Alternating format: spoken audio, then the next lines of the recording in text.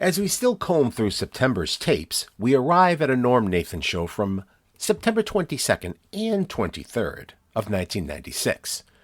The title selected is The Bungalow Cruisin Cabbie. Lots of calls fill our time in this one. Deena from Branford, Ontario. Peggy, Winnie in Ottawa. The one and only Helene from Belmont. Kay in Dorchester. She wanted to sing a song from a movie and it would only take a minute. Norm's response is priceless. Wolfie, who claims to have driven JFK Jr. and Carolyn Bessette to Logan from the Ritz-Carlton in Boston. Mark from Newton, who thinks of Norm as a big brother. Frank in Boston with some song lyrics. Norma from the North End knows a little bit of it and she sings. Ruth with some lyrics about building a bungalow for two. Could it be the Bamboo Tree song? Eugene from Ohio, who plays about 30 seconds of it on the old phonograph. Robert from Everett. Oh, Wolfie's back. Let's cleanse the palate with this one. Back talking about JFK Jr. and Bessette in his cab. And he was full of it. Norm's daughter Sarah confirmed that Jr. was not in Boston when he said he picked them up. Wolfie reveals his diabolical plan to exact revenge on Sarah. Kate in Malden, unhappy with Robert and defends Norm because she loves him. Joan, John from Connecticut. And Dave Maynard's Ruth, talking about seeing a self-esteem group billboard where Norm would be singing with the Bob Batchelder Band. Now Norm begins to say what he was going to sing, but the tape ends. Well, friends, stick around and let your ears be graced with that wonderful rendition in our post-show wrap-up. Other seaworthy silliness. Norm back from his cruise and sick of talking about it, but you will hear a little more about it anyway. The Reach Around. Sonja and Sarah are named after their grandparents. Bob Hope was sexy? Dorothy Lamour. Some tennis players have nice legs and some do not. Norm tells his double date story without a defroster in the winter, and he had to stick his head out the window to see where he was going, diplomatically speaking. Movie credits. Norm and I spent some quality airtime together. Stephen Wright was going to be our guest and would be calling in. There's a gavel stuck in my ribcage. I need to go see the law doctors. Norm tells the heartwarming story of his annual physical. The daily number in my cholesterol. And good Lord, the lottery goes on and on. Norm and I discuss our heavy gambling losses. I tell the story of getting to pet and feed a tiger at the King Richard's Fair, courtesy of the now infamous Bhagavan Antle. Norm is behind in his mail again, kind of like I'm behind in these shows. And we have pallets of good junk to send out. Norm said that WBZ was selling a photo book with WBZ personalities in it, and he was not included. I mean, even Lavelle Diet was in it. Commercials. The Big Apple Weekend Contest, voiced by Gil Santos. Jack Hart with a spot for Headline News. TV Guide and their great baby boombox, voiced by Ed Donahue. And a Norm Reed for the Vermont Teddy Bear. Episode 156, The Bungalow Cruisin Cabbie. Motors that sway to your ears. Now. Weekend night, he's beyond compare, and so debonair, he shines so bright. You're on BZ 103. Oh, please don't turn that dial. He makes me smile. Norm Nathan Show. Norm Nathan Show. Norm Nathan Show. Yes, hello. This is the Norm Nathan Show. We'll be around for a little bit, an hour and a half or so. And we'll open the lines right this very moment, right before your very ears, and take calls on whatever subject you'd like to talk about, okay? This is a very informal. No guests or anything tonight except you, and that's you. I'm just sound like I'm just reaching puberty. But anyway, I'd love to hear from you. The area code is 617 And the phone number is 254-1030, which I think is a real cool phone number, you bet.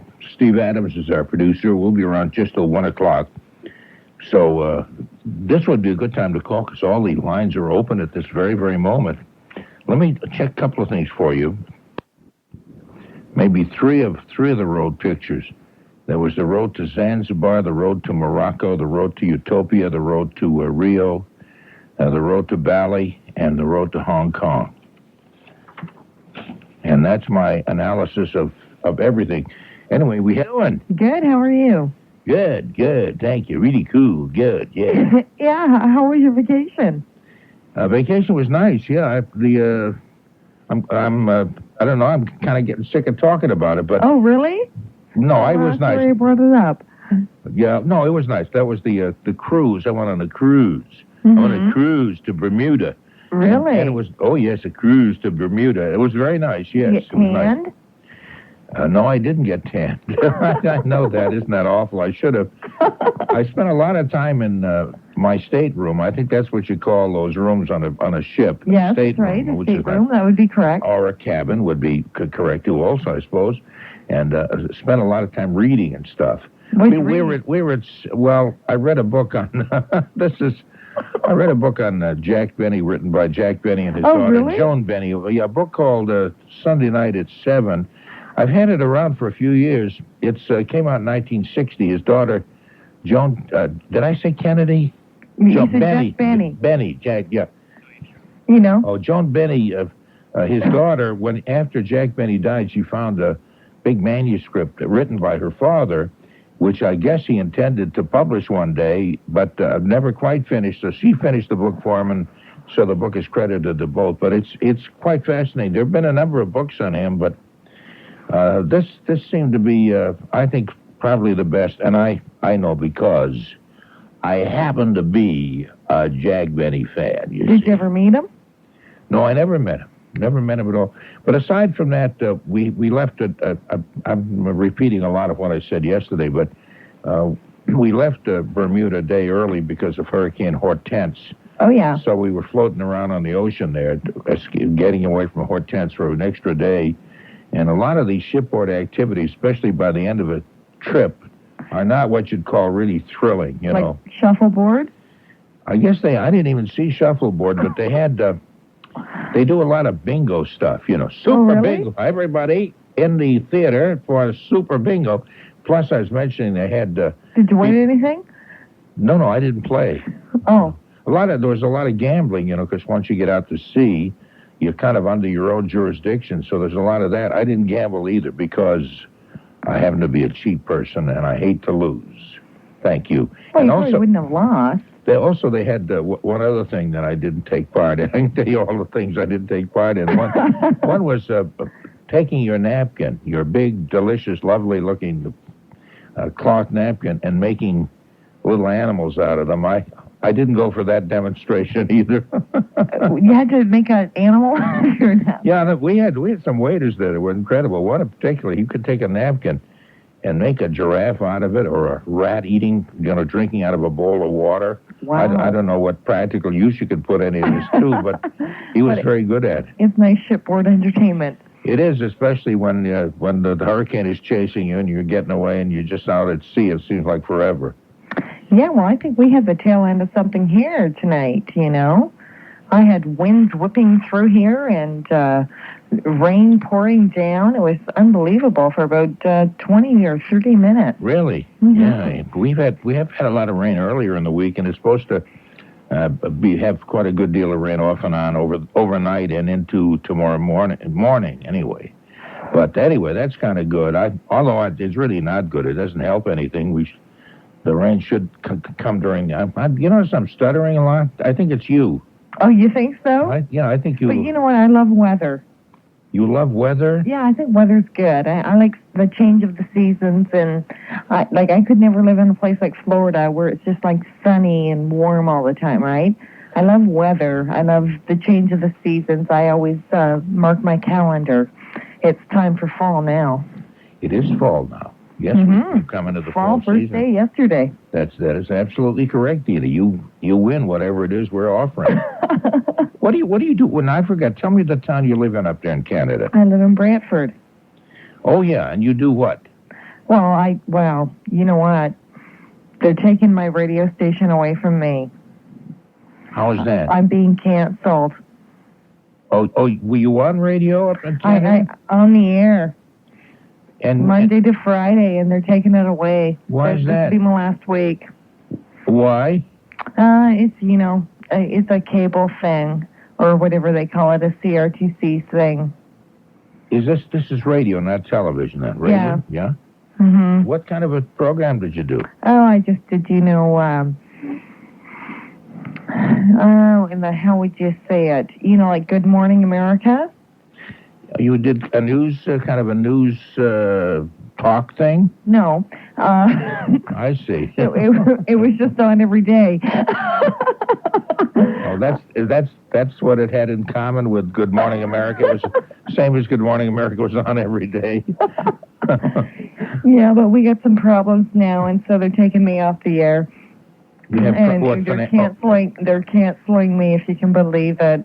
I think we should start a campaign to keep Deena on the air, but small town, and Yeah, so does that kill your whole career then in broadcasting forever and always?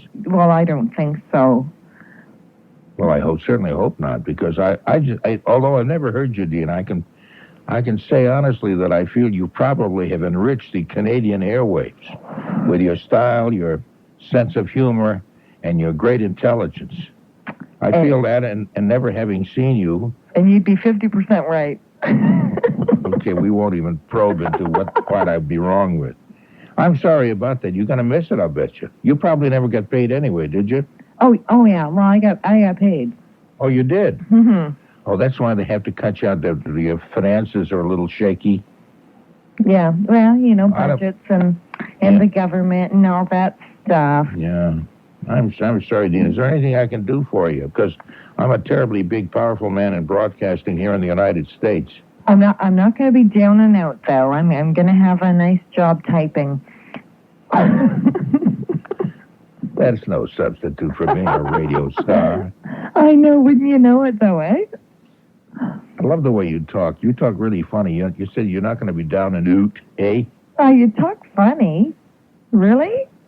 No, you talk funny. Now, I don't talk funny. I talk really swell. How do you think I talk funny? Well, you said you're not going to be down and out. I said out. No, you said closer to out. I don't think so. Be damned if I want to spend the next hour arguing with you about that.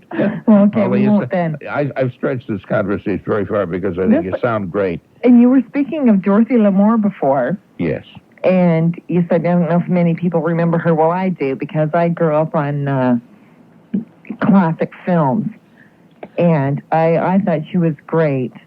I suppose. She really wasn't great. She was not a great actress, and I never thought she was a great beauty.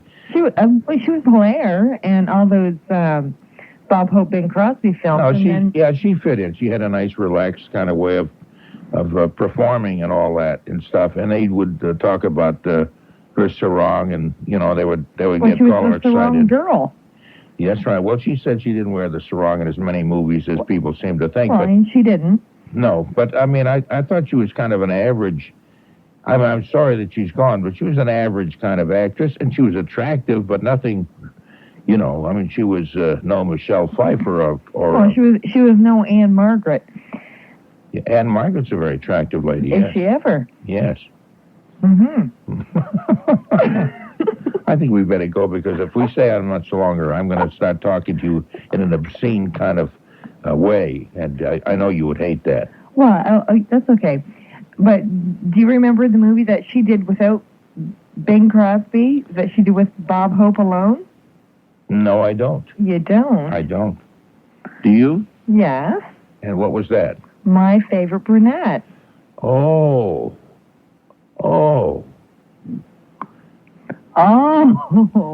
Sorry I couldn't give you any more outstanding reaction than just that, but that's all I could think of offhand. Nobody ever said I was a great ad-libber. No, I'd forgotten that, And I'm not gonna and she say it made now. she made other movies without either Bob Hope or Oh, yeah, Bing she Crosby. did. Name one. Without either one of those, I'd say she was in the Madcap Professor. Was that with Jerry Lewis? No, I just made that up. Oh, you made that up. Because I can't think of anything either, but I know she's been in others.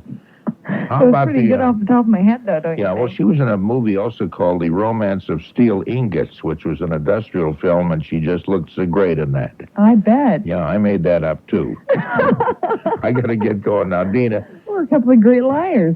we are. If we don't know something, that's our theory here. Make it up. Who knows? Make it up, yeah. Nobody's going to check on you. Not really. Hey, Deena, thank you very much. It's a pleasure to hear from you. You too. Take care. Bye-bye. Bye-bye. That's my friend Deena. She's a former broadcasting star who's being ripped out of her job, obviously by people who have no conscience, whatever. It's really sick. Joan, and she was named after Anita Bonville and Joan Blondell. And wait a minute. She was named after Anita Bonville. Wasn't it Bonita? But no, Bonita Granville. He named her Anita. Anita Joan, and Joan after Joan Blondell. But you're right, it's boy. Bonita Bonville, yeah. Oh, it's Bonita Granville. Granville, yeah. Oh, God, we'll get it right. Was your father as mixed up as you apparently are? Oh, no, he was very good on history. A lot better than I am. Okay. But, my first sister was born on April 19th, and he named her after Paul Revere, Regina Pauline. Oh, I see. Okay. Pardon? I thought you only named dogs after people like that. Oh, no. Regina's a beautiful name. Oh no, they're all lovely names. I'm not knocking the names, but I've never heard of any family where they've named all the kids after movie stars. Oh, not all of them, but I mean, if we're, in the middle, a middle name or some part of it. Okay. But what are your two daughters' names? Sonja and Sarah. Yeah, so you kept the S's in your family. Well, not purposely. They were named after grandparents. Oh, yeah, that's nice. Yeah, they were named after real people in the family. They wasn't because they were S's. Although I know we have real people in the family too. One of my sisters is named after my grandmother, Mary Joseph, and another one is named after my mother. She was born on Mother's Day, so when my grandmother said, "Name her after yourself," her name was Lillian. So, and then the only boy in the family was named after my dad, but he didn't want a junior, so he named him Paul Matthew. I see. This is really fascinating stuff, Peg. Oh, God, I didn't mean to bore you, but when you mentioned about Dorothy Lamour, she was a very nice lady, and she did say that out of the two gentlemen she worked with, she said Bob Hope was the sexiest.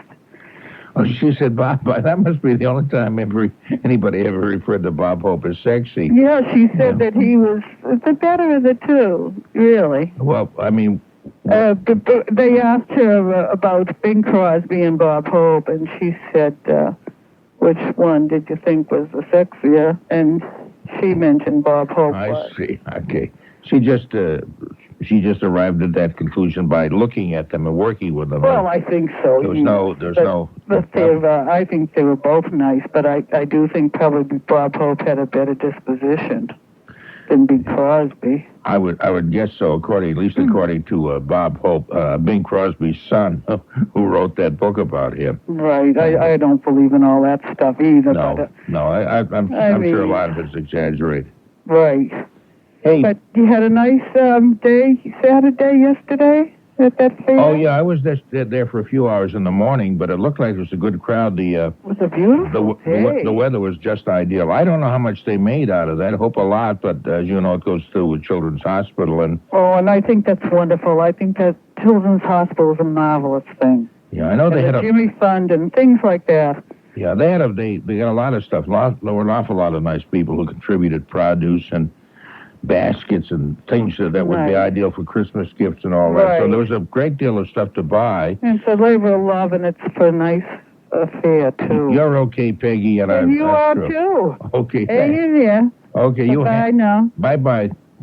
Let me go to Winnie. Is it Winnie up in Canada? Yes, it is. Hi, Winnie, up in Canada. What part of Canada are you in? In Ottawa. Oh, you're right in the nation's capital. That's right. I have spoken to you before, and around about 3 weeks ago, you received a telephone call from a man in a car who comes from Toronto, and he told you that any place within 5 minutes of Toronto was crap, to use his words.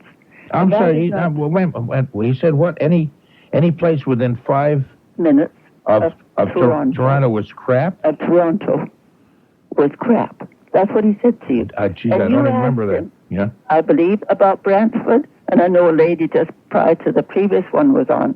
Did you not ask him about Brantford? I may very well have, because we get quite a few calls from Bradford. Is that where you are? No, I'm in Ottawa. Oh, I'm sorry. You just told me that. Yeah. I'm so dense. It's okay. But in today's Citizen, Ottawa Citizen, Brantford wins the World Beauty Contest regarding the blooms. They plant 500,000 flowers every year. So it must be a beautiful city. I would guess it is. Right. And, well, I would guess it is.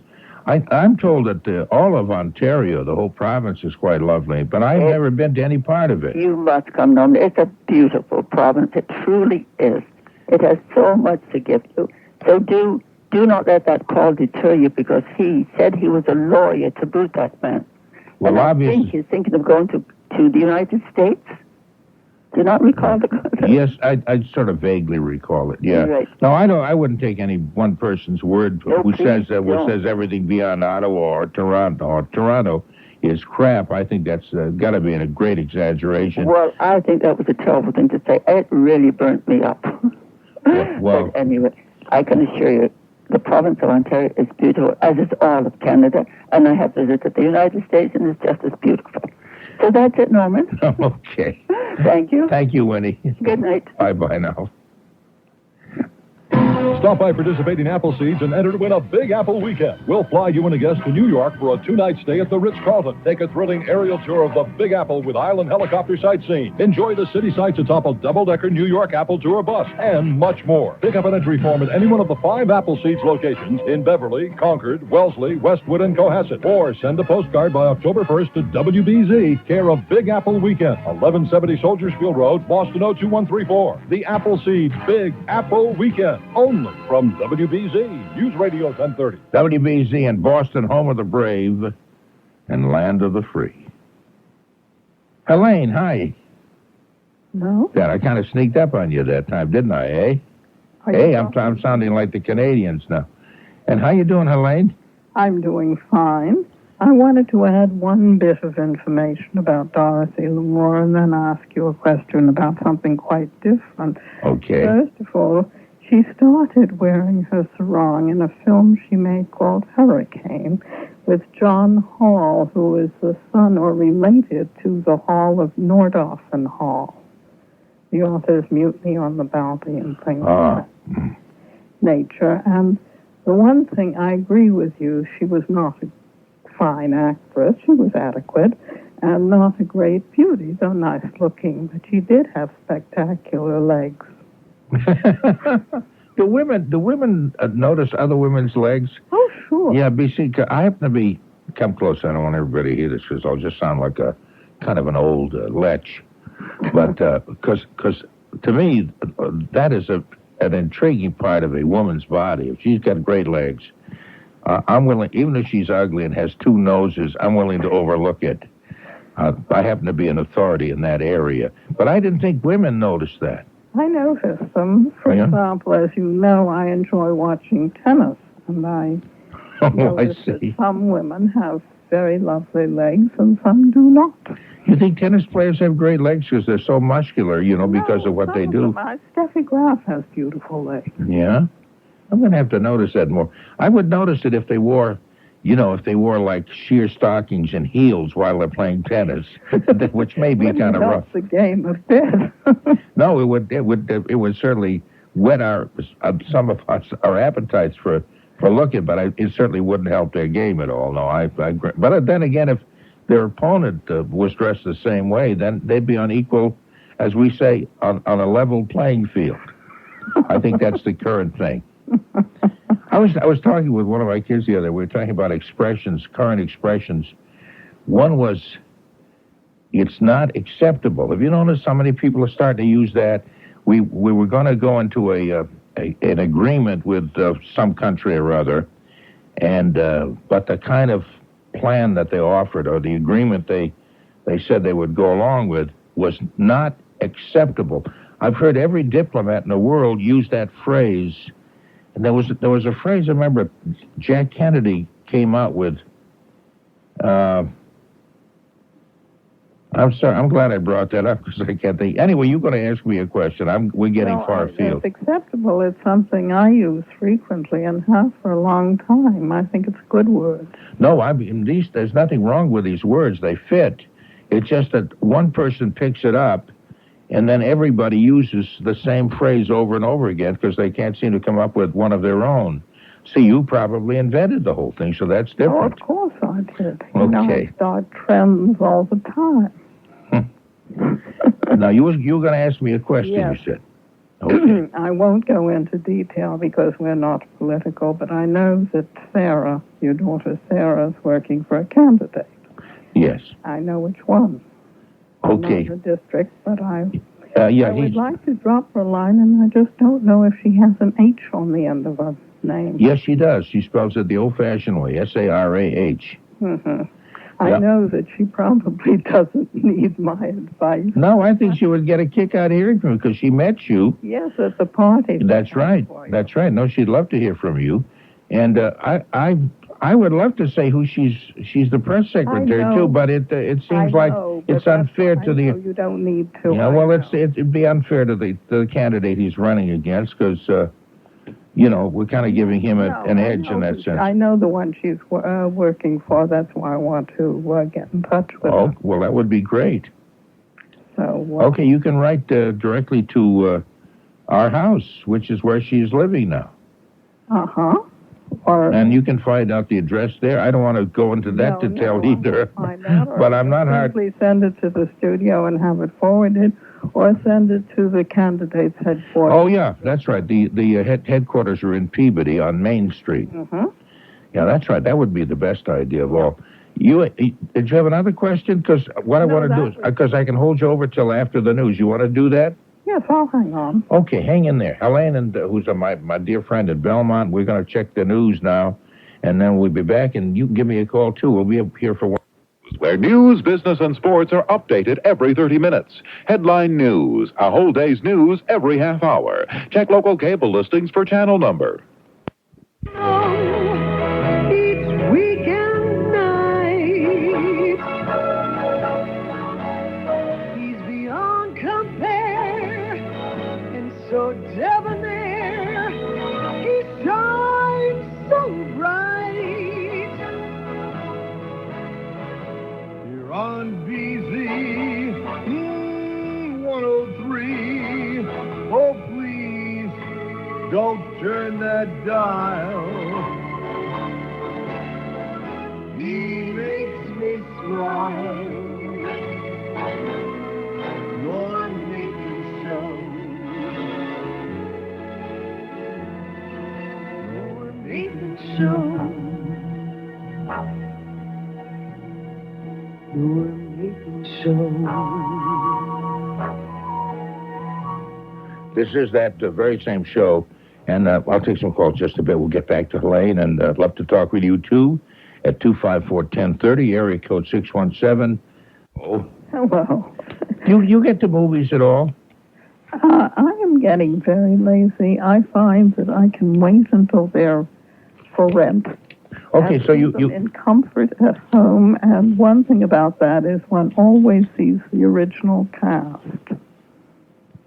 Wait a minute. One always sees there's some kind of a meaning behind what you just said. No, I mean, if you go to see a play and wait too long, they sometimes don't have the original cast. Oh, I see. But in a movie, you always get the original cast, even if you wait and rent it.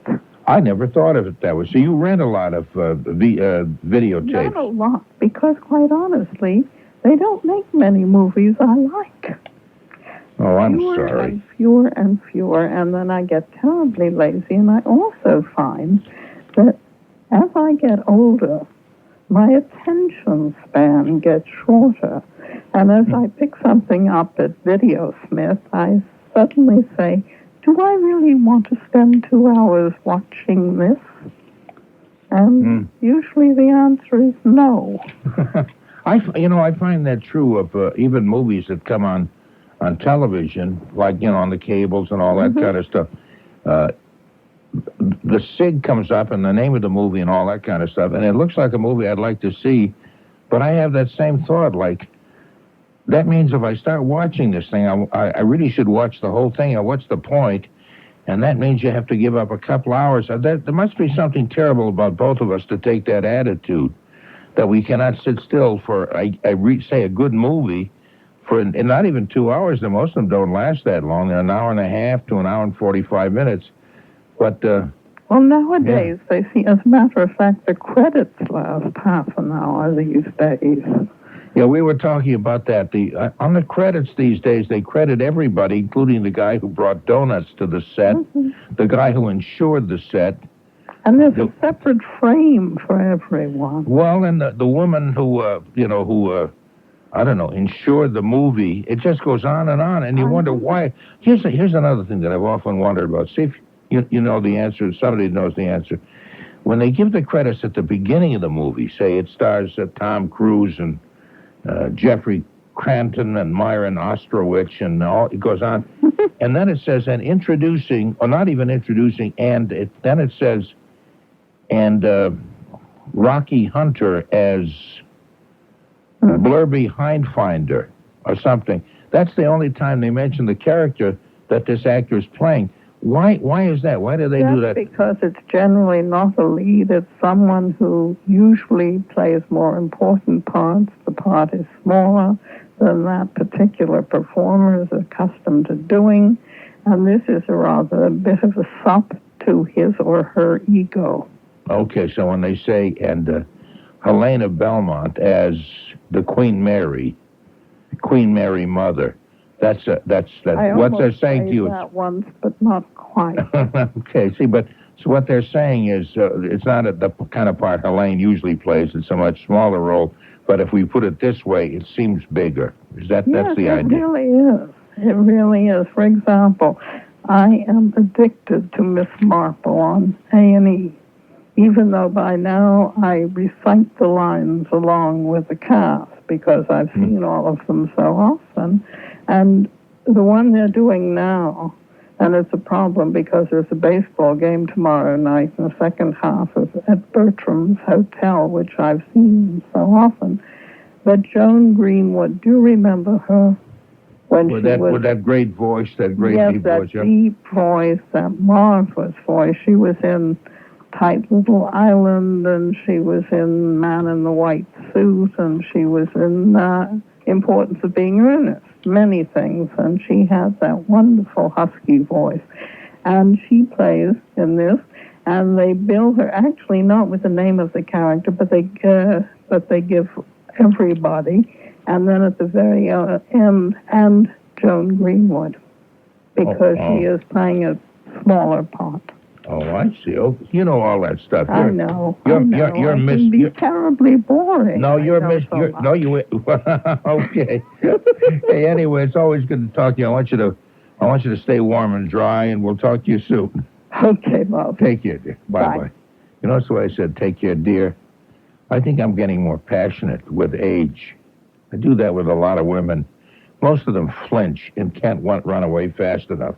Let's go to Kay in Dorchester. Hello, Kay. Oh, hello, Norm. How are you? I'm just fine. How nice of you to ask. Good. I like Dorothy Lamour. She was nice. I saw her in Jungle Princess. Do you remember that? No, but it sounds like the name of about 12 movies. Oh. Jungle Princess, eh? Yeah, she was in that, yeah. And she sang the native song. Do you want me to sing it to you? I didn't think it will take too long. Yeah, I would say, and I want to put this as diplomatic as I can, please don't, for God's sakes. Why? Because I don't think I could stand it. It'll only take a minute. No, Kay, thank you very much. 254-1030, I'm sorry, I should have hung up quite that They don't stop serving it for a second. It was tough to get back to Franco-American spaghetti eaten cold out of a can, I tell you, after a cruise. Everything is so gourmet-ish and stuff. Anyway, here's Wolfie. Hello. Hello, Normie. Hello. Did you make the farm share? Yes, I did. The first few hours. I worked all night the night before, so I made it from 7 when it opened till about 9:30 or 10. You didn't see me sleeping in my car? No, I did not. I'm sorry I missed that spectacular sight. No, I did not see that. Guess who took the Carolyn Bissett and he to the airport? The cab driver. Sophia Loren. No. Let me guess one more time. Let me see. I give up. It was me. You drove the Kennedy and Bissett to the airport? Yes. Did you really? At before 5 o'clock in the morning. Yes. Yeah. Where did you pick them up? At the Ritz. You're talking kind of funny, Wolfie. At the Ritz. Yeah. Did you really? Yeah. You're not making this up just to look like a hero or anything. You really did do that? No. And she on the way down, she asked me, what do you think of John's chances? And I says, I'm going to give Curly my vote. She says, why do you call him Curly? Because he's got the curly hair. But I was thinking of Joe Kennedy, not John. You're doing shtick, aren't you, Wolfie? No, I'm not. I see. Okay, so you didn't pick them up. You're making that up. No, I did pick them up. Yeah? When was my last working day? I worked yesterday. No, it's okay. I believe you. You don't have to go through all that. Did they tell you where they were going? Told me they were going to an island. Did they really tell you that? Yeah. You see, one of the things that I do when I don't care about that. Just answer my question directly, because we have a lot of witnesses here. Was I on the night of? No. The other question was, did they fool around in the back seat when you were driving to the airport? No, they didn't. They didn't fool around at all? No. Okay. Could you hear their conversation back there, or do you have a glass?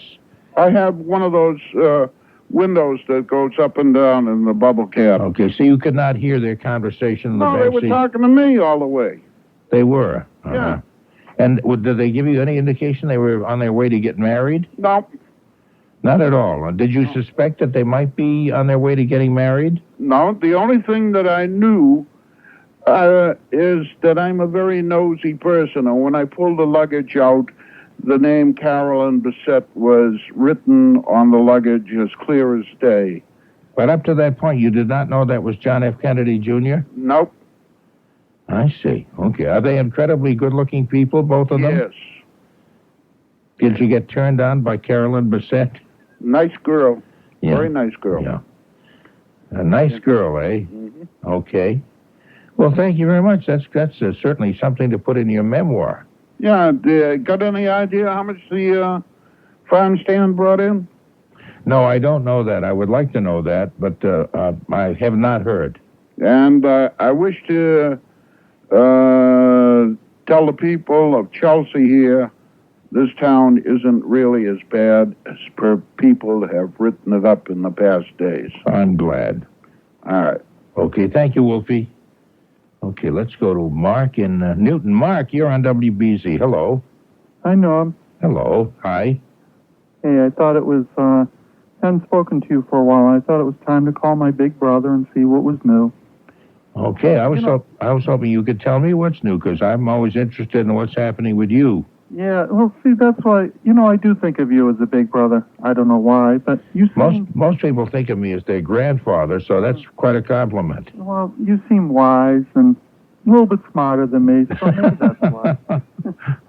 It's an optical illusion, but anyway, do you sound like you're having some problems that you'd like your big brother to solve? Well, actually, something you said a couple of weeks ago, I'm dragging up old news here, something you said a couple of weeks ago. Once again, you got me thinking and reflective about life. You were talking about, remember when you're talking about the impending hurricane? You were saying how as a kid you know, you'd say, oh, boy, the hurricane's coming. Gee, I hope the roof of our house blows up. Wouldn't that be neat? Yeah. No, that's right. When you're a kid, everything is a great adventure. Then you get older and you can't stand anything. Everything scares you. Your whole attitude changes. Yeah, and I'm standing near my car going, gee, I hope those trees don't fall on it. Oh, God, why doesn't, oh, gee. So you'll get to have an old man's attitude already. You sound relatively, well, quite young. How old are you, Mark? I'm 41. Okay, no, 41's a good age to start worrying about everything. Yeah. I was mentioning one time being on a double date in this old, well, it was not an old car then, I guess. Well, it was even old back then. But it did not have a defroster, and we were out on a very bad winter day where the windshield was getting all caked up with ice.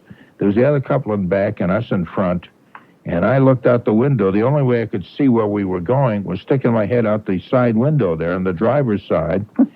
And I thought, what a great adventure this is, and I hope I'm impressing the girls and all that. And I think back on that now, what a nutcake, man. I mean, I wouldn't go 3 feet in a car like that now. But at the time, it seemed like what a great adventure that was. Oh, yeah. I remember, you know, the more the salt would cake up on the windshield, I think, boy, this is like Pioneer wagon days. This is great. I know, boy, it was what a deal. And true about hurricanes and everything. Boy, well, I hope it hits us directly, socks right into our house. I'd love to see those trees come down. What a great adventure. And now a little windstorm, and I'm worried about it. You know, what happened to our sense of adventure? It does go by the time you're probably about 35, I think, maybe even younger than that. I understand what my father was going through now, and I think it's in direct proportion to how much of the bills one starts becoming responsible for. That's right. When you have to pay the bill to correct the hole in the roof because of a tree falling on it, and the shingles being pulled off, suddenly it's not a great adventure anymore. No, my kids thought it was really neat when the power went out a couple of weeks ago. Of course, I couldn't get any work done, and I was cursing them. They thought, this is great. Can we plug in the flashlight there? Well, no, it wouldn't work, really. That's right. No, you got to put the fireplace, if you got a fireplace, getting that going, getting candles lit, it all seems so terribly romantic. Yep. Again, until you get to be about 35, and then it's not terribly romantic anymore. No. It's too bad. It's too bad we can't retain that sense of adventure throughout our lives. And that's where I was reflective. I was trying to figure out at what point it stopped being romantic and started being aggravating because I couldn't watch the TV. Yeah, no, I don't know. I suppose that age limit, I think that probably varies with people. Maybe the older you are and still have that sense of adventure, maybe the more interesting you are. I don't know. That's true. There are some people that even, still want to climb Mount Everest, as we've seen recently. They're pretty adventurous. But for myself, I think I prefer to leave I think I follow your model. What I'm chasing after is leaving the world sillier than I found it. Yeah, no, that part's okay. Yeah, leave the world sillier than you found it.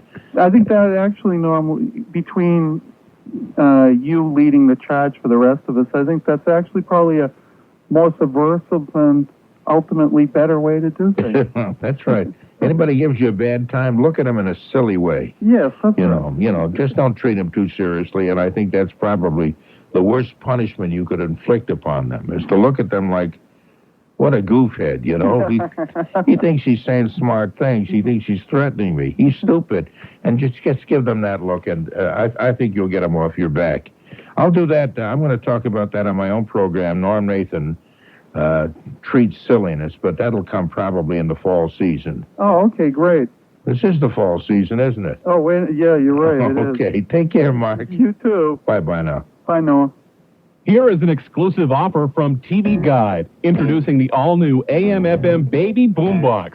Use it in the kitchen or use it in the office, indoors or out. It's lightweight and weighs less than a pound. And best of all, TV Guide's Baby Boombox is free with your paid subscription to TV Guide. Every week, TV Guide brings you exciting interviews, in-depth previews, and special features. It tells you what's in, what's out, what's good, what's bad, what's hot, and what's not. Call this number now and get 52 issues of TV Guide for only 4 low payments of just $11.99 each. Plus, your TV Guide Baby Boombox. The number is 1-800-592-0770. That's 1-800-592-0770. This quality AM/FM radio isn't available in stores, but it's yours free with TV Guide. So order today. To order, call 1-800-592-0770. Have your credit card ready and get your free baby boombox with your paid subscription to TV Guide. That's 1-800-592-0770. Call now. Operators are standing by.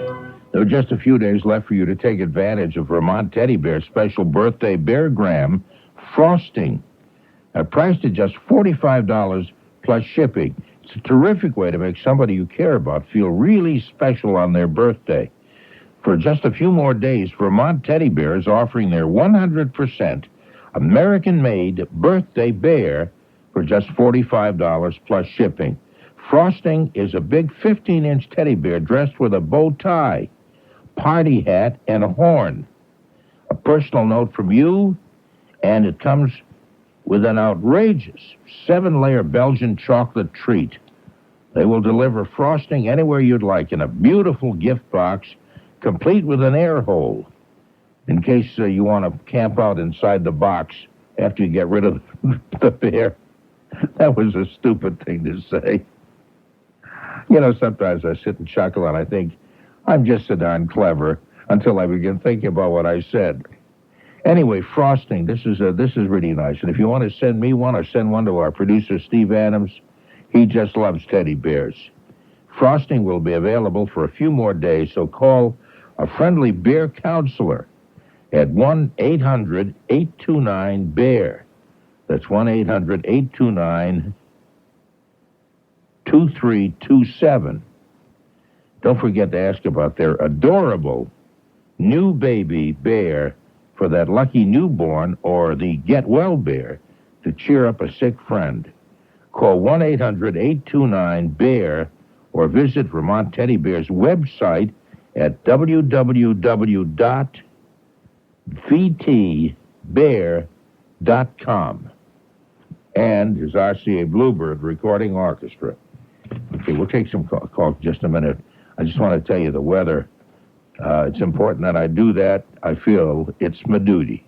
The WB's extended AccuWeather forecast calls for cloudy, increasingly windy overnight rain at varying rates, with lows 55, and during the day on Monday, windy and cool, rain in the morning, and then tapering off during the afternoon. Winds may gust over gale force on the coast. Temperatures holding in the 50s. And clearing with diminishing winds on Monday night with lows 45 to 50. Tuesday, mixed sunshine and clouds, still cool, the highs only 64. Wednesday, mostly cloudy with a couple of showers possible, high 64 degrees. And let's go to Frank here in Boston. Hello, Frank. Hi, Norma. How are you? Hey, I'm okay. I hope you're okay. Oh, yeah. I missed you at the farm stand because I know you have trouble with the guy from Everett there. No, he wasn't even. I didn't see him. Was he there? Robert from Everett. Now, somebody threatened that he would be there, and I turned to cold with fear when I heard that. Well, but I hung around anyway, and he was not there by the time I left. Okay, well, see, you don't have to fear no more. Because if I met you there, I'll have to send you the directions, but I'm going to tell you an Italian secret hole. It's called a reach around. A reach around? Yeah. If you give that to Robert, guarantee he'll run screaming to Everett, and you'll never hear him again. You're a clever person, Frank. Very clever. You're okay. And it's important. You're very good with music. You know how people give you lines of songs, and you know them, and you can't remember them? I know them and can't remember them. That sounds right. Yeah. Okay. So someone come up to me, and this is what they say. This is a song. Uh-huh. The lines that I know goes, way around the corner, boo boo, under the bamboo tree. That's a line in the song. I've heard it before. Yeah. Okay? I heard it before. I don't know the name of it, and I don't know the next line. Under the bamboo tree. Yeah, I'm waiting under the bamboo tree.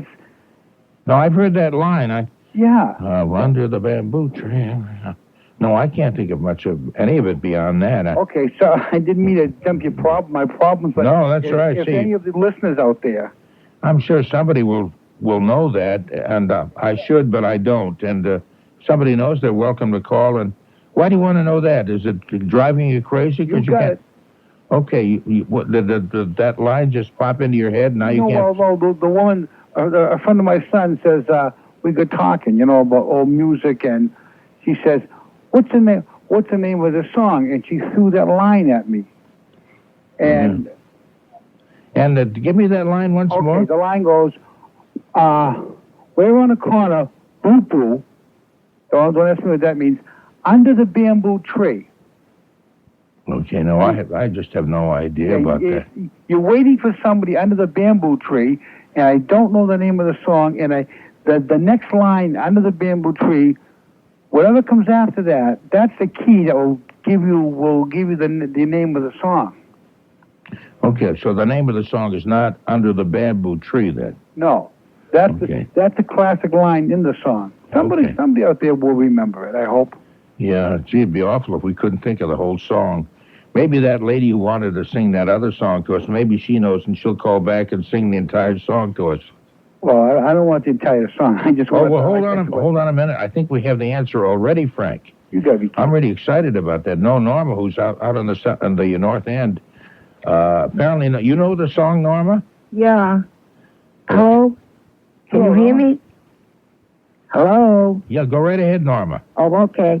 It goes, I like you like me, we like both the same. I'd like to say this very day, I'd like to change your name.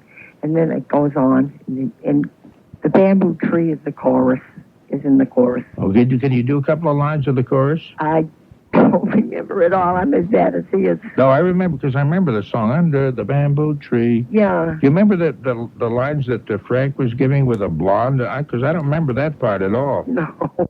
Hi. Norm, do you remember, I remember about 70 years ago as a kid, I used to sing a song that said, "I'll build a bungalow big enough for two." Do you remember that song? Do you know any lyrics besides that? Pardon?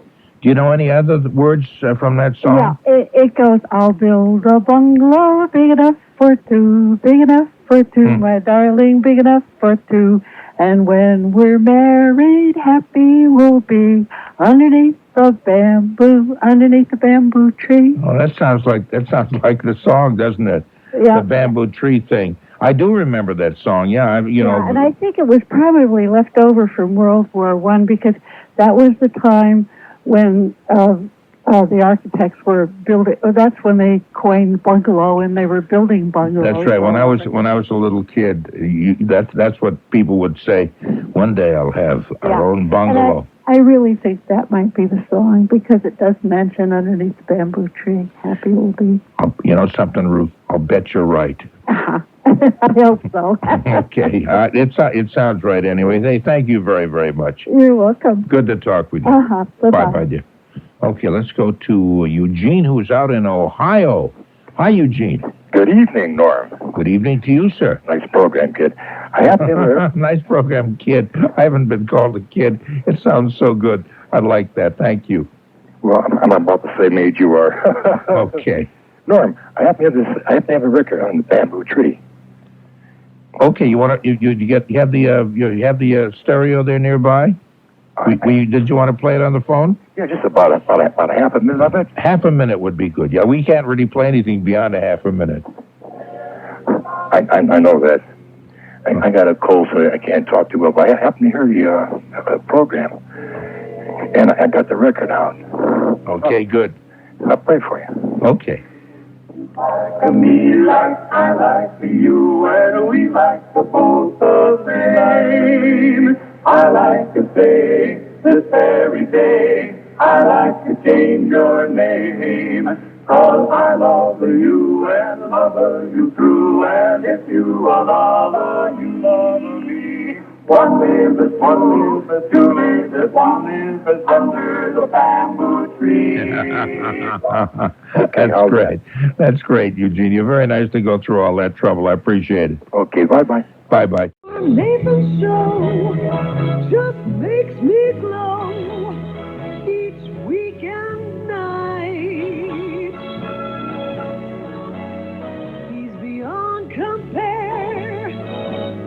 so debonair, he shines so bright. Here on BZ 103, oh please, don't turn that dial. He makes me smile. Norm Nathan Show. Norm Nathan Show.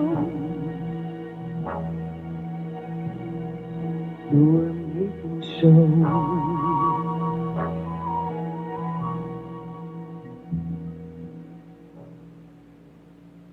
Hello, I am Norm Nathan, and I'm damn proud of it. I don't care what you're thinking. Do you understand what I'm saying? That was acting. Anyway, the time is 9 minutes after midnight. The temperature's 54 degrees. It's a cool night. Man, but if there's anything we kids like better than being cool, then I can't think of what it is. I'm really excited about our guest tonight. He'll be calling in sometime, probably during the next hour. His name is Stephen Wright. He's my favorite comedian. At least one of my favorite comedians. Hold on a minute while I get all the swell information. Stephen Wright is performing. He'll be performing at the Orpheum Theater in Boston on the 4th of October. What is that? That's a week from tonight. Yeah, next Friday night. He's in Chicago, and he'll be calling after his show. Stephen Wright, who's he's been the voice on animated cartoons, live action movies, been on a ton of talk shows, including just about every one of them. David Letterman and Jay Leno, and he's from around here, and I've been a fan of his for a very, very long time. And he's been on with us a couple of times before. Stephen Wright. Every time I want to quote him, I quote the same lines because I think they're kind of funny. I went into a store to buy some batteries, but they weren't included, so I had to buy them again. And that one, or I went walking with a friend of mine who's in radio, and we went under a bridge, and I couldn't hear him anymore. Can you, Tony, think of some more Stephen Wright lines? I think of the same ones. I do have a new favorite. I've seen this in print also. I'm addicted to placebos. So if I gave them up, what would it matter? No, one of the things why don't you take a microphone? Can you do that? I don't mean take a microphone. I mean literally. I don't mean take a microphone. Take it home? You could take it home with you. Yeah, that'd be nice. Yes. I love the way his mind works. It all's kind of twisted around, to take a line like the placebos thing or any of that stuff. Most of us would never think of coming up with lines like that. I know. But he's obviously was born with some kind of a strange kind of brain, and he comes up with these lovely, lovely things. And when you hear them, you say, "Boy, I wish I thought of that." That is really funny. It's fun to talk to him on the phone too, because it's like, "Hello." Yeah. Oh, hi, Tony. Nice to hear from you. I remember because he's from around here. And one time I went to Emerson, right? Did he go to Emerson? He went to Emerson, yeah. But I remember seeing him at one of the clubs around here, and I actually paid money to go in. And you understand, anybody who's in broadcasting who actually pays money, because we're the biggest bunch of chicken freeloaders in the world. No, I mean that's true. Yep. I have to pay? What is that? What do you mean I have to pay? I'm in broadcasting. I'm from WBZ. What do you mean I have to? Yeah. What is this? Huh? I'll mention his name. It'll be worth twice the price of the ticket for you, But anyway, I brought one of my daughters in, who's a big fan of his also, and I just loved it. I just loved him. It was called the Paradise Club, I guess, up at Commonwealth Avenue. It's still called the Paradise. It's still the Paradise. Is it still the Paradise? It's still there. I don't know if they changed it. I don't know. They've had so many changes in clubs, like FM radio stations. They were here for a moment or two, and then they go. And I just thought he was great. But anyway, he called up one night. I looked at the touchscreen, where you guys list who's on, and it said line 2 or something, Stephen Wright. And I thought, oh, sure, oh, yeah. But as soon as you say hello to him, you hear that voice. I know, I can't imitate him. But you know it's Stephen, right? Yeah. There's no question. I mean, we've had about a few people who've called, but what was the supposed wrestler? Macho Man. Oh, Macho Man, yeah. Yeah, and some other, and Sid. You think that was not Macho Man? Because I'm not sure about that. I mean, it's fun, whether it's him or not. It's fun because he sounds just like him.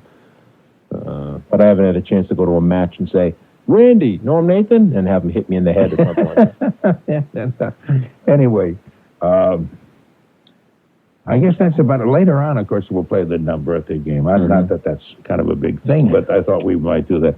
I thought we'd try to keep up the hilarity of the David Brudnoy show, too, because he sets a pace of wild comedy and humor, especially when he's talking to his libertarian candidates and stuff. Did you hear that show? No, did he? Yeah, we had the presidential candidate Well, on. he's talking about having him on again next week. Did he? I thought I heard him say that. Well, there's some kind of function tomorrow. No, it's actually a function tomorrow. Yeah. And you can hear that's about as political as we'll get on this show. Yeah, at Fanlaw or something like that. He just loves his libertarians. I think that's really nice. As long as it keeps him off the streets and he doesn't get into trouble.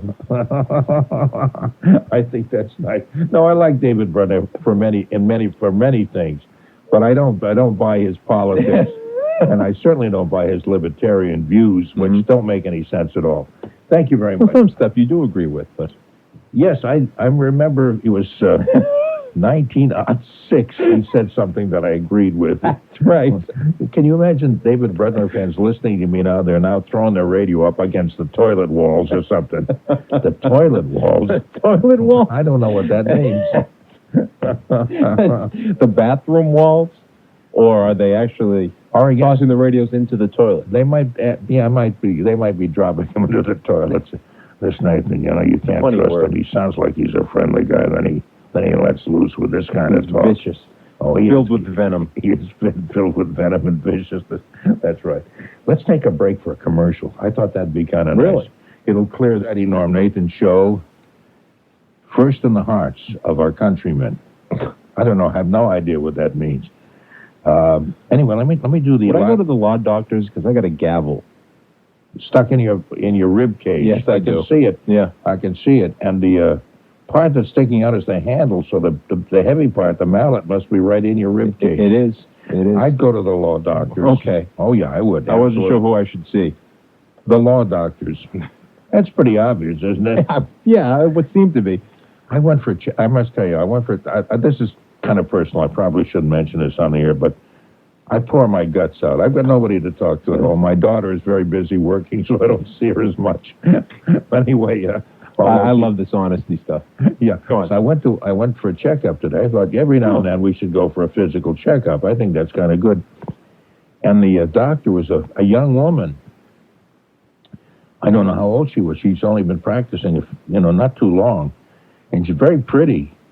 And I thought it would be kind of embarrassing. But one of my daughters said that, this medical firm there was one that she goes to, and they're women doctors.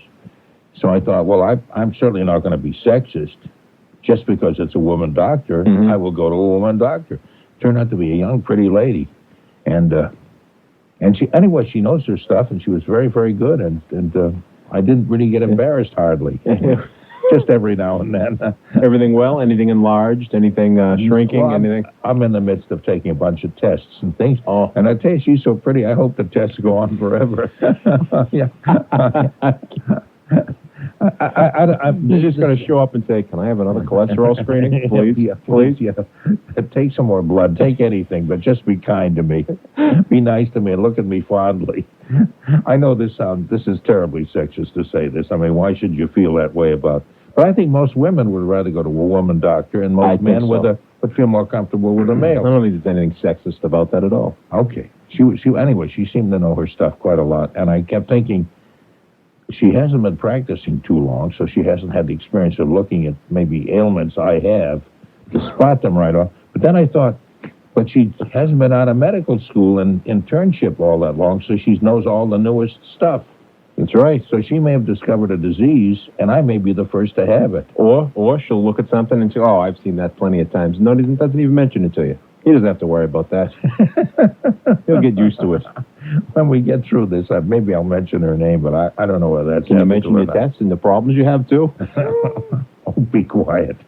Massachusetts Daily Lottery number, and I hope she's listening because she might play the lottery numbers, and if she does, maybe she'll warm up to me. Dr. Honey, it's I'm getting deeper into this. Forget I said that. The daily lottery number was 7058. You won't believe it. 7053? 7053. You won't believe that. You have it? That's my cholesterol count. Okay, Mass Millions game, 5, 11, 15, 26, 36, and 46. The bonus number 16. The big game, 8, 25, 35, 37, and 48. Any winners? And the big money ball number, 8. This thing is... The big money ball number? That's what they call 8. that? That's what it says, big money ball number. And the estimated jackpot is up to $15 million. I don't even understand half these things anymore. That's that new game with the other states. Oh, that's the big game, yeah. Oh, that's the... Right, isn't that the new one? With Massachusetts and some other states involved? That's to tie it in with the Powerball. Not to tie it in, but compete. To kind of compete with the Powerball. The New Hampshire, Maine, and Vermont, the tri-state, pick 3775. The pick 46137. The 5-card cash game, 2, 11, 17, 28, 29, plus K. King, which stands for King, yes. New Hampshire's the cash lotto. I'm going to be watching, like when I go home, I'll watch Letterman that I taped, and I'll purposely turn the show on right after the news just to hear the lottery numbers. You're a lunatic, you know that? Well, you know, Connecticut. Call me crazy. You're crazy. Thank you. Connecticut Daily was 516, and the Connecticut Play 4, 6144, and the Connecticut Lotto... It is tiring. I'm not even saying anything, and I'm winded. The Connecticut Lotto was 9, 11, 12, 23, 26, and 31. No first prize winning tickets there either. The next jackpot estimated to be worth $11 million, so that's worth quite a little bit, too. Not too bad. That Daily Millions, it goes from $1 million if you get the 6 numbers. If you have 5 numbers, you get 5,000. Is that There's something wrong with that, isn't there? Figure if you had 5 numbers, maybe you I don't know. I just 250,000, but they can't work it that way. I don't know. I don't gamble. You know that. I'm too cheap to lose. I once went to Suffolk Downs, mainly to look at the horses because I have one. You know, I brought my youngest daughter, whose horse it was, and I lost $8 that day, and I haven't quit whining about it since then. And then Sarah, my young daughter, says, Daddy, you're going to still keep talking about that? That was like about 15 years ago. 15? That's all it was? Well, 10 years ago, 10 maybe. Years? Wow. Yeah. I don't think I've been to Suffolk Downs, never bet on a horse, as far as I know. Not that I know of. You know, somebody who owns one of the horses says, come on over and we'll show you around the barns and back, and you can look at the animals. And I thought that'd be kind of fun. So then, of course, you end up going out to see how the animals you looked at do. And sometimes you go crazy and you bet money. $8 you lost. $8 I lost that afternoon. I went to the dog track once and actually bet on it. I didn't like that though. I don't care for that. A whole bunch of little skinny greyhounds. Yeah, that's not. It was a company party that I worked for and went to it, and I think I lost $6 that day, and that was the last time I've ever been there. Oh yeah, the last time I was there, was decades and decades ago, and they'd march the dogs out with the handlers, you know, and they put recorded martial music on the PA system. Dun, dun, da, da, da, and these people would lead out these little skinny dogs. And I thought, it's got to be the silliest thing. I love to see people walking them around who saved them. You know, as pets, they think they're gentle and they're adorable dogs. Racing them, I wouldn't do that. No, they're sweet. They're sweet dogs, and it's unfortunate that if they don't win, that's about the end of their lives, unless somebody adopts them. I think it's very cruel. And what's the word about not mating them? They mate them, but in order they breed. They try to breed as many as they can so they can have a fighting chance at having a winning one, and then they discard them. There's something wrong with that. There really is. No, I think it's very cruel, and I just don't buy greyhound racing at all. I just don't buy that. And the race ends in about like 50 seconds. They don't run much longer than that. You blink and the thing is over, and they're chasing this mechanical. The whole thing is inane. Swifty. There goes Swifty. Do we have Wonderland advertising on the station? Maybe. Yeah. Or one of the other Greyhound tracks. Yeah? Yeah, I'm changing my name. Okay, here's the WBZ extended AccuWeather forecast. Saturday will turn out windy and warm. Overnight, mostly cloudy, breezy at times, lows 54, which is what it is right now. Saturday, windy and warm, clouds and occasional sunshine, highs 72 to 76, so the temperature's gone up a bit. At night, cloudy, periods of rain and a thunderstorm, low 62. Sunday, cloudy with a shower early, then becoming partly sunny and breezy, high 72. Monday, intervals of clouds and sun with a shower possible, high temperatures 70. We have some interesting people that you've lined up, Mr. Tony, there for the weekend, because we have a game on Saturday night. An all-new game. A new game by Lois Berger called Great American Puzzle Factory. Well, that's where it's out of. Origins is the name of the game. Oh, Origins, okay. And how does that work? Do you know offhand? You've got all the information right there, even questions. Yeah? Yeah. Oh, right. I see. I see. Okay. Well, we'll talk about that tomorrow anyway, yeah. And, of course, games to give away to winners, as always. Excellent. Okay, and then also Saturday night or Sunday morning about 1 o'clock, Dr. Bhagavan Antle, yep. One of the performers. Oh, this the guy from the King's Richards Fair. The mix-up last week. Yeah. So we've got a number. We'll call and wake him up. And he's also tied in with a group called the Institute of Greatly Endangered and Rare Species, which spells tigers. Which spells tigers is what he's interested in, and saving the tigers. So that should be interesting. Should I tell about my experience then last week? You were down at the King Richard's Fair, sure. Yeah, and I saw the show, of course, which is called The Tale of the Tiger. And after the show, experience of a lifetime. I got to go on the stage and feed a tiger. Really? Yes. Put your hands out. Let me see. You still got all your fingers. Yes, I do. So you're okay. Yes, I do. Okay. It's about a 2-year-old tiger. The doctor there had him, and he says, just scratch him on the head. So I'm scratching him on the head, and he says, okay, take the bottle. So now I've got the bottle, and here I am feeding this magnificent beast milk. They are beautiful animals. Oh, they are beautiful, but I don't know. I had no fear about it at all. They're my favorite animal. I have like collector plates and posters and T-shirts and sweatshirts. And it's kind of a sickness, but it just was a dream come true. And the photographs too. So now, how did you happen to get picked? Oh well, because he's going to be on the show, and I called and arranged things like, hey, is it possible to go back and meet some of the tigers? Okay. Yeah, the public isn't allowed to do anything like that. There was a line of people, I guess. I didn't see this, but my cousin told me, waiting to get on the stage and say, oh, look, we can all pet the tiger. But, You pulled your weight. What did you call us? Leeches or something? No, media. I didn't call you leeches. I called you freeloaders. Freeloaders, yes. Yeah. Okay. Yeah. And Sunday night we have Bob Hernandez, who was one of the first game people we've ever had on with his Geographics and the history quizzes and all that. Geographics, Pastimes. Pastimes was the history one. Yep. And he had several others, and he's got one called Significa. He's been on with that. And we'll be giving away games to winners of that one as well. So that'll be, the weekend looks, I'd say it's promising. I've received, speaking of games, 2 games back from UPS that were sent out.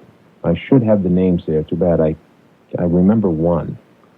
Okay, if anybody has not received a game that they have won, they should have gotten it by now. Julie or Judy in Wilmington had an incorrect address, and then there's a gentleman in Boston. I should have. Okay. I should get I'll get it to you. Maybe you can mention it on the air sometime. Okay. And I know that I've been very bad with the dumb birthday game things and answering mail in general. I just have not done anything, and it's piled up over 3 or 4 weeks, and it's really awful. I'll never get caught up. You've been saying this for 3 or 4 weeks. I know it. I meant to get caught up this past week, and I just never did. I feel just so bad. Maybe next week, because the week after you're going to be in a little extra time. You won't have time then. Oh, that's right. Bob Brawley's on vacation at that point, is he? Well, you're in your regular time next week, the following week. Was it Yeah. the 11th or something? Something like that. Columbus Day weekend. Okay. Anyway, we can take some calls now. If anybody would like to give us a call at 254-1030, the area code is 617. Whatever may be on your mind, we'd love to talk with you about it. But first, watch this. Talk to this guy because I can't stand him, and I think you know that. It's, you know who it is. Yeah. Hi, Robert. Tony. Yes, sir. He's a nice man, isn't he? Oh, shut up. Just get on with it. Who, me or Norm? No, the both of you work very, very well together. Well, that's true. That part is true. That is true. See, now you're lying to me. Huh? What did I say that was a lie? Of course we work very well together. And you know you don't. But you do. I called for a simple reason. You know what this guy's talking about? Not yet. Not yet. No. Give me a break. Give me a break. Come on. Okay. First time you don't hang up. Tony always lets me on. You hang up on me, Mr. Norm Nathan. Well, of course I do, because you're an idiot. I know, but that takes one to know one. Oh, well, you're going to pull that. That is an original line. Yes. Tony. Robert, what is it you wanted, Robert? Well, the Boston Garden. They're offering all these beautiful things they're giving away, auction and everything. Well, they're not giving anything away. They had an auction there this past night. I'm going to go to the flea market tomorrow. You're going, Tony? Is there a flea market? Yeah, I on thought Causeway so, Street. yeah. Can I speak a little bit, please? Go ahead. I'm your guest. No, you're not. You're just a drag, but go ahead. Oh, Anyway. yeah, okay. I'm not in drag tonight. Oh, jeez. Tonight? Not tonight, Robert. There's No, another Tony, night, though. Tony. Yes. They offered, seriously, now, some man wanted to buy the rats from the garden, Boston Garden, Mm-hmm. and he says, we couldn't find them. Did they move over to the new place? No, they're not in the new place. The rats now I'm talking about. They lived there for years. Yeah. Norman, jump in. It's your show. No, they didn't move over to the Fleet Center. The rent was too high. Oh, the rats. You're funny, you are. He's got a sense of humor, Norman. Uh-huh. How about Norman, one more. And then you can do anything you want to me. I don't care. The man wanted to buy a block of ice for $300. From now, the by garden? the time he got home, it melted. Now, what would a man do with a block of ice? Put it in his freezer and take his fridge and say, hey, I just bought a block of ice here from the ice rink, you know? Of course. I don't think you're too crazy about me, I think I'm going to go buy a brick tomorrow. Are you going to really go down there? I think it's $16 for a brick. But obviously they haven't torn the building. Serious, are they selling bricks down there? I think so. Would you pick one up for me if it's not more than 50 cents? Oh, no, it's about $16, I believe. Oh, 16? No, Now, they haven't torn the building down, so I don't know if they give you, a certificate of authenticity that says, when we tear it down, please come and pick up your brick. Yeah, that's right. They had it says here they have an estimated $500,000 worth of bricks and bric-a-brac from the building, and among them, I don't know whether these have been auctioned off yet. The auction was this past night, Friday night, yeah. So apparently they got rid of all the stuff. The garden organ, the organ at the garden, the one that John Kiley used to play, a collection of items from the usher's room, including a half-gallon of whiskey and a card table with an ace and king stuck to the bottom with gum. Stuck to the bottom of the card table. So they not only drank, but they cheated. A trash can with elegant Boston Garden stenciled on the side. Oh, that would have been nice. Bruins jerseys, championship banners, retired number banners, 2 unused tickets to an election eve rally for John F. Kennedy in 1960. I remember that. That's very good. The Ringling Brothers Circus Trapeze. Of course, the Ringling Brothers Circus was there. In fact, that's coming in, and that'll be in the Fleet Center this time. Norman, you're rolling tonight now. You're rolling. Please memorize and talk about this all night long, please, about the Boston Garden. It is good. Well, at the flea market, they're supposed to have, like, broken sticks, or, I'm hoping to just pick up a sign that says no smoking. At least I know it came from the garden. If I had the room and the money, it would have been great to buy the Zamboni. And you don't even smoke. The Zamboni, and it says here, it was one of the more practical purchases Friday night in the garden's memorabilia auction, during which, this is the ice scraping machine for people who don't know what the Zamboni is. ice scraping machine used in the Boston Garden, of course. And they had about 2,000 people there checking out things and buying stuff. And I guess the proceeds go to... 70% goes to the children of the Celtics and the Boston, the Bruins and everything, and 30% goes to the auction house.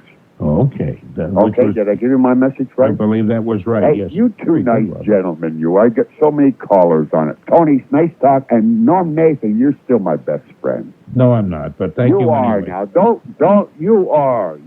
Want me to hang up on you? Would that be... No, I want to hang up, please. Good You night, always Robert. Hang up on me. Yeah, but... Say good night, Robert. Good night. He did hang up. That's great. Okay, 254-1030, area code 617. As we mentioned, we'll be talking with Stephen Wright sometime, I don't know, next hour or something like that. Yeah, he was doing a show in Chicago, so after his show and when he gets back to the hotel, he'll call. Okay, so that'll be fun. Should we talk to Wolfie? Why not? Let's get all the bad blood out right at the beginning. Cleanse the palate now. Yeah, how you doing, Wolfie? Hello there, Normie. Hello there, Wolfie. The last time I called, I made a boo-boo, a big boo-boo. What was that?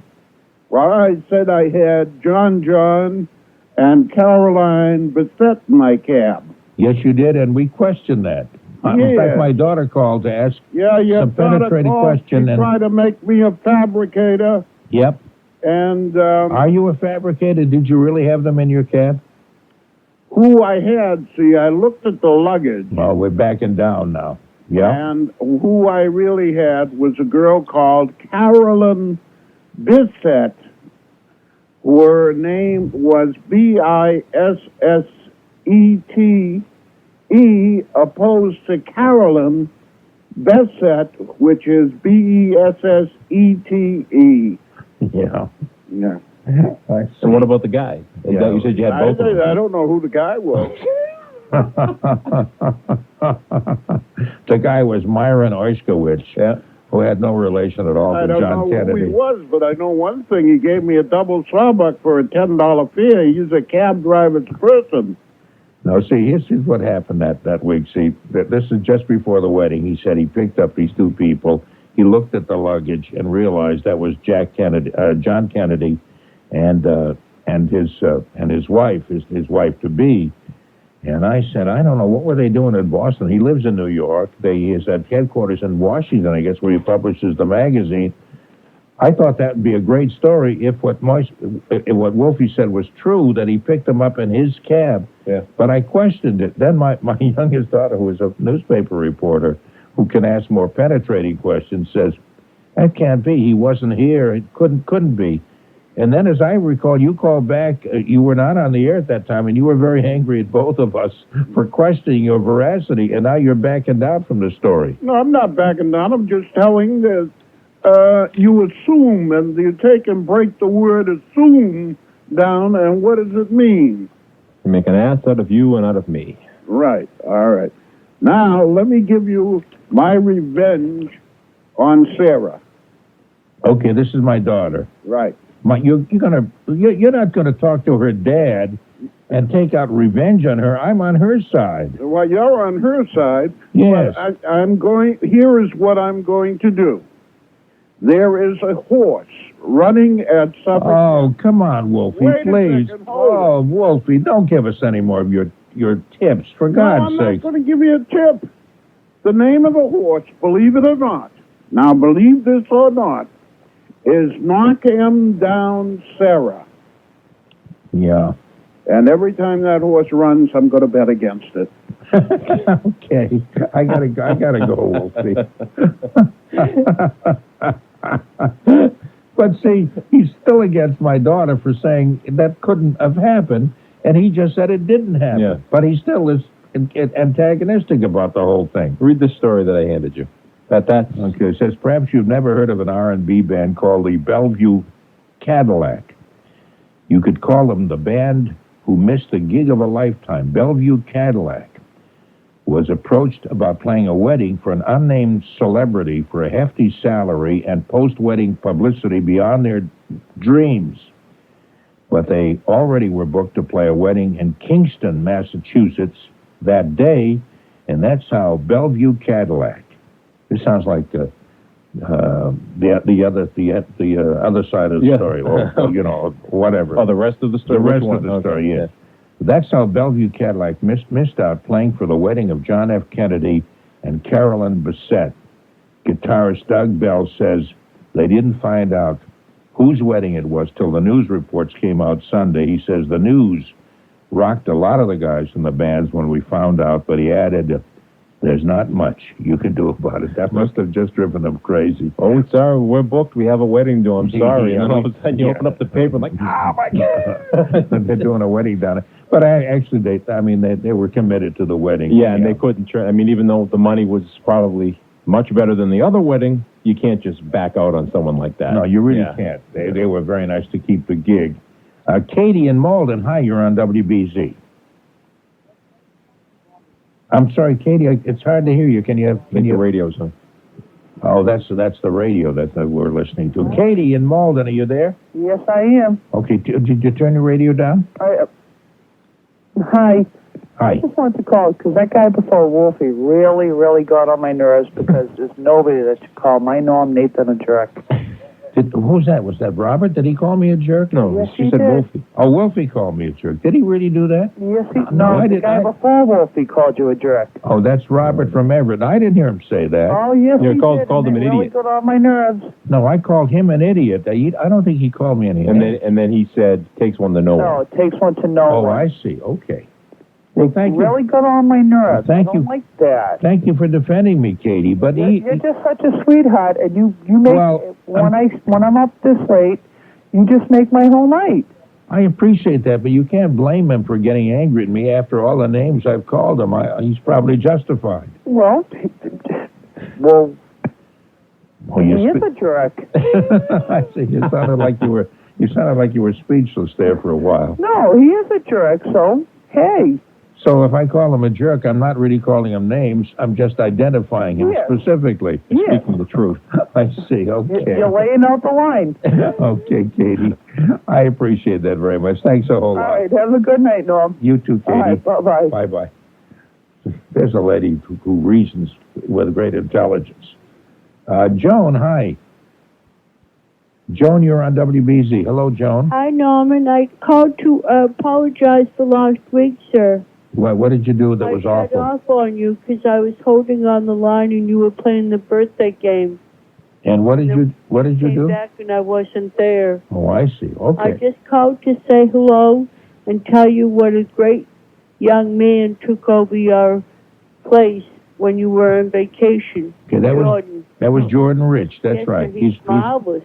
He's an old friend of mine. I was pleased that the station picked him to sit in, and also Dave Maynard sat in one night yes, too. I'm yes. very pleased with that.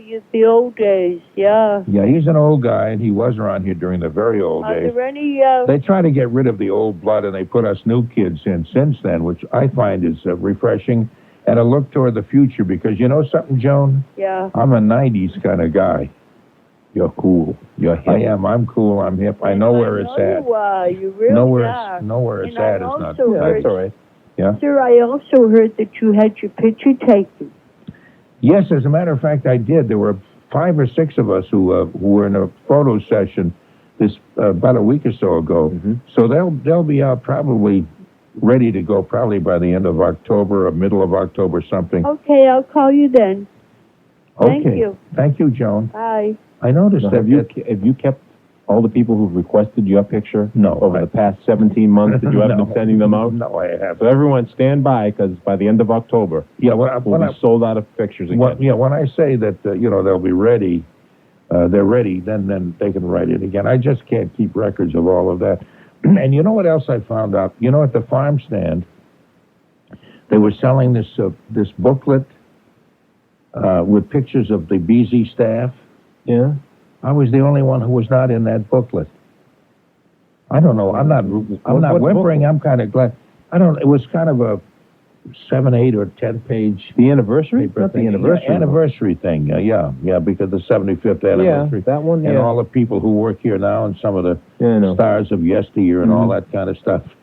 Lavelle wasn't in it either, right? No, Lavelle was in it. Yes, he was. He was? Yes, he was. Everybody was in it. I didn't see this booklet then because Chaim Pippic was in it. Oh, come on. Roscoe He was in it too. Roscoe Mimic was in it. From the Mimic and Pippic show. From the Mimic and Pippic. Hold on a minute. There's more on the air. No, we got a call from Stephen Wright. We're going to give him a buzz back. He's out in Chicago, and he's coming to the Orpheum to do a show in another week. Yep, next Friday. Next Friday night. So we'll call him back right after the 1 o'clock news so we can then talk in an uninterrupted way. And if you'd like to take part in the dumb birthday game, give a call to Tom Howie at this same number, 617 is the area code, 254-1030, and say, I'd like to get maybe I could compete so I could get one of your junkie prize. Yes. Stuff like that would be good. And I remember I told you, before you send the stuff out, even I know you're behind and all that stuff, tell me so I can give you all the stuff that we have backed up too. Oh, we have a lot of junk. Oh, we got junk. Tons of junk. That's wonderful. It's good junk. It's different from the junk. Well, it's just a lot of junk. A lot of junk. A lot of junk. We'll have to put it in a box to send you out. No more envelopes. There's so much junk, we're going to be sending it in crates. Oh, that's wonderful. Yeah. That's wonderful. The Red Sox won. I know it doesn't really matter anymore. Well, they're beating the Yankees. It still matters. I guess so, 7-5. They've been getting some good crowds out there. I assume they did this past night. I don't know what the attendance was, but I know the night before, when they had to beat the Yankees every game in the series, and Baltimore had to lose everyone in order. I mean, the chances of them surviving were really like non-existent, and yet they got something like 32,000 people out at Fenway Park to watch them. There's something magical about the Red Sox and the Yankees playing together anyhow. And anyway, the Red Sox did win it 7-5. If you'd like to know about any other scores at all, just give me a call. And what about the Bruins? And the Bruins, I thought they played tonight. I do not have that. I don't know. No, I don't. Yes? No, I don't. Shall we make up a score? They won the board of 2. Yeah. They won 17-1. If we're going to make up a score, let's make up a really good one. Okay, we can take some calls if you'd like to call and say hello and how you doing and what's new and how's the family. Hey, how you doing? What's new? How's the family? I don't care to disclose that. 617 is the area code to Boston. 254-1030. 254-1030. And that's about the size of that. Chuck Woolery had bypass surgery, quadruple bypass surgery. I love the way he does that. I mean, Love Connection could be a chintzy program. I mean, And so then what happened after that? Well, then we went and he threw up in the car over me because we'd had a bad supper at the club and all that. But he does it well. He does it with a sense of humor and very sharp. Chuck Woolery, that's the Love Connection show. And apparently he's in good condition following quadruple bypass surgery. The 56-year-old learned of his heart condition after a routine checkup. He's on the Family Channel, also doing some stuff there as well on cable talk. One thing called Home and Family. And he underwent the operation this past Monday at Cedars Sinai Medical Center in Los Angeles. A spokesperson for the show said the operation was a success and Woolery could be out in 3 to 4 days. Anyway, apparently he's doing okay, and I'm glad to hear that. He's one of the few hosts of that kind of a show that I think is really something special. He's okay. Okay, let's go to John in Connecticut. John, hi, you're on WBZ. Hello? Yes, John, you're on WBZ. Yes, hi, Uncle Norm. How are you? Fine. How are you doing, John? I'm doing fine. Good. It's funny you should mention the Chuck Woolery.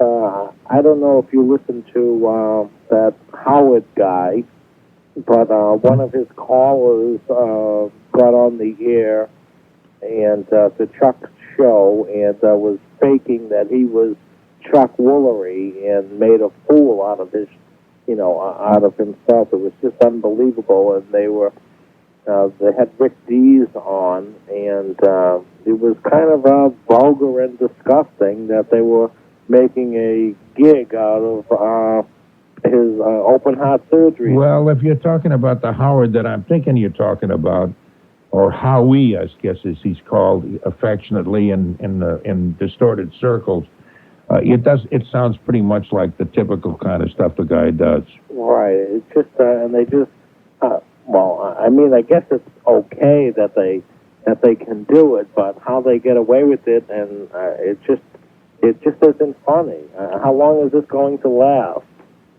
How long is what going to last? His program? Well, the vulgarity of it, making fun of other people's misery and pain. As long as he gets a good rating and he gets people to read his newspaper column, it'll go on forever. Oh no, I'm sorry, Uncle Norm. No, I meant the Howie from New York. Oh, you're talking Howard Stern, and I'm criticizing this other Howie because it sounded a little like maybe. Right. Okay, now with that Howard Stern, I don't understand why you listen to him anyway. It seems to me you outgrow that kind of humor once you turn the age of 12 or 13.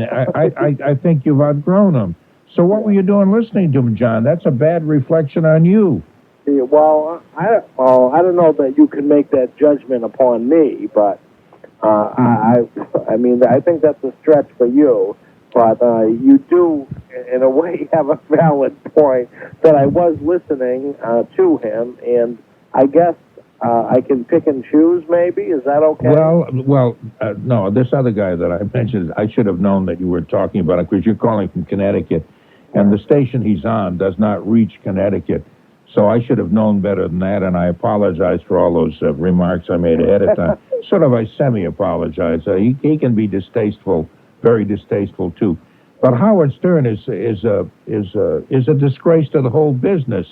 Right. And the awful thing is well, I won't say what the awful thing is, but he's under contract to Westinghouse and us and CBS and our whole company. He and Imus both are, but Imus is much higher caliber and much more intelligent humor kind of guy. Right, yeah. Imus has his own niche. He has all the politicians and the people from, I guess, the networks and whatnot, and I guess he should be around with it. And he isn't, I don't think he's as vulgar as that. Oh, no, nobody's as vulgar as that other person whose name we shouldn't even be mentioning. Well, that's why I was surprised that you would mention the full name. Well, maybe.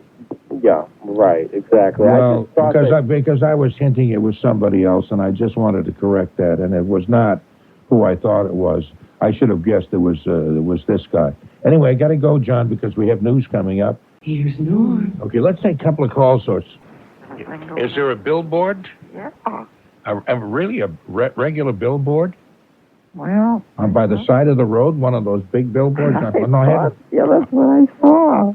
Oh, isn't that interesting? I hadn't seen that. That's the Self-Esteem Group is having a function along with the Bob Batchelder Band. Yeah. And Frank F. Rouge. That's his name. His name was up there too. Yeah, and spelled wrong, I bet. No, maybe not. But anyway, it's at Wonderland Ballroom. It's a week from October. October. What's a week from Saturday? The 5th. What today is the Yeah. Today's the 29th. 28th. 28th, okay. Oh, wait a minute. Today's Sunday, so it's the 29th. No, it's no. No, today is Saturday. I think it's wait a minute, let me pull up my calendar. You think I would know that, wouldn't you? No, I think it's the 5th. But anyway, one of the things that I'm going to be doing. Yeah. Let's see. Today's okay. Today, this is we're really moving the show along at a rapid clip. 28th, and next Saturday would be the 5th. Right. I guess that's it. Yes, it's next Saturday, Wonderland Ballroom through the afternoon. Oh, through the we'll see. It's an afternoon thing because otherwise, I really couldn't make it because I got to be here at night. Well, and I'm going to be singing with a band. You're kidding. That sounds ridiculous, doesn't it? No, it isn't ridiculous. No, I'm not. When I say that, that's an exaggeration. What is happening is, I'm going to be doing one song. I wanted to be there and everything, but I wanted to do something different than just stand up there and say, "Hi, everybody, you senior citizens, let's all do the line dance." So I took a Cole Porter song called You're the Top. But before we get to that, I'm sorry that the Stephen Wright interview was not included on this tape. But there's no better consolation than the one and only Norm Nathan and the Bob Batchelder Band. Hit it, boys! Words poetic, I'm so pathetic that I always have found it best, instead of getting them off my chest, to let them rest unexpressed. I hate parading my serenading, and I'll probably miss a bar. But if this ditty is not so pretty, at least you'll know how great you are. You're great, okay.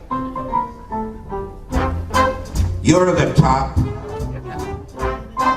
You're the self-esteem group. You're the top. You're a BZ news scoop. You're the Batchelder Band, your Wonderland, your Mel Torme. You're Bloomingdale, you're the Freedom Trail, you're Bob and Ray. You're the top. You're a Jewish deli. You're the top. You are Smucker's jelly. I'm just a broadcaster, a near disaster, a malaprop. But, baby, I'm the bottom, you're the top. Adorable person. You're the top. You're a Christmas eggnog. You're the top. A Joe and Emo hot dog. You're a Mouseketeer, Sam Adams beer, a Bruins gold. You're the Topsfield Fair, Scully Square, the totem pole. You're divine. A Julia Child dinner. You outshine any megabucks winner. I'm a rush hour traffic, my fall so graphic, a flop. Baby, I'm the bottom, but you're the top. You're the top. The cyclone at Revere Beach, you're the top. A James Michael Curley speech. You're Bozo the Clown, Charlie Brown, Noah's Ark. You're the Boston Pops, Satchmo's Chops. You're Fenway Park. You're the top. You are Noel Coward. You're the top. You're Ancorio's Old Howard. You're the Swan Boats in Summer, Batchelder's drummer, Dizzy's bop. But if baby I'm the bottom, you're the top, damn it. You're the top. You're the Harvard-Yale game. You're the top. You are my old flame. You're Filene's and Macy, Blues by Basie, a 10-speed bike. Your Faneuil Hall, Celtics basketball, your Lenny's on the bike. You're the top. The drive of Buddy Rich. You're the top. A genuine Salem witch. I'm a bad singer, a humdinger, and now I'm about to stop because, baby, if I'm the bottom, you're the top. Thank you.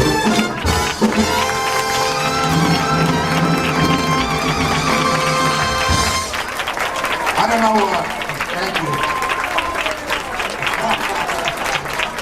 A standing ovation from one member of the band. That's better than nothing, I suppose. And it is always great to hear that. It just may become an annual event here at the Vault of Silliness. Closing said vault, indefinitely leaving this world a little sillier than we found it.